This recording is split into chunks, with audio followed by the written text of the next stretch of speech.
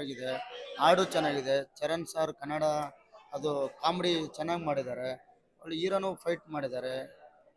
ಯಾವ ಥರ ಜನಗಳಿಗೆ ಬೇಕು ಆಯಾ ಥರ ಮಾಡಿದ್ದಾರೆ. ಎಲ್ಲ ಆ್ಯಕ್ಟ್ರುಗಳು ಎಲ್ಲ ಚೆನ್ನಾಗಿ ಮಾಡಿದ್ದಾರೆ ಸರ್, ಸೂಪರಾಗಿ ಮಾಡಿದ್ದಾರೆ.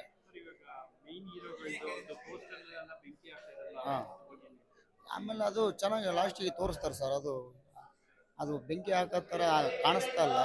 ಆಮೇಲೆ ಲಾಸ್ಟಿಗೆ ಚೆನ್ನಾಗಿದೆ, ಅದೇನು ಕಾಣಿಸ್ತಾ ಇಲ್ಲ ಥರ ಚೆನ್ನಾಗಿದೆ ಸರ್.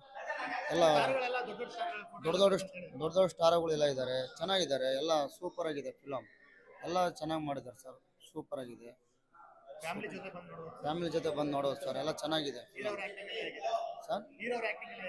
ಚೆನ್ನಾಗಿದೆ ಸರ್, ಹೀರೋ ಆ್ಯಕ್ಟಿಂಗ್ ಚೆನ್ನಾಗಿ ಮಾಡಿದ್ದಾರೆ, ಫೈಟಿಂಗ್ ಮಾಡಿದ್ದಾರೆ, ಒಳ್ಳೆ ಹಾಡು ಎಲ್ಲ ಚೆನ್ನಾಗಿದೆ, ಸೂಪರ್ ಆಗಿದೆ.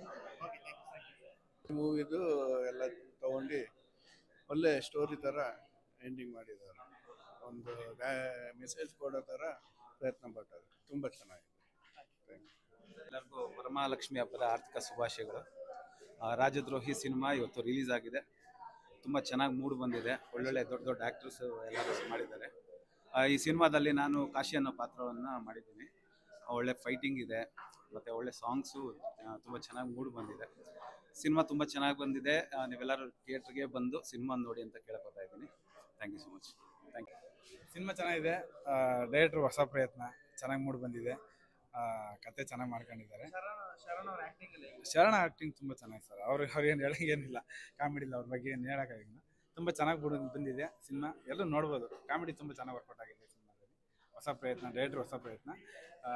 ರಾಜದ್ರೋಹಿ ಸಿನಿಮಾ ಚಿತ್ರತಂಡಕ್ಕೆ all the best. Thank you.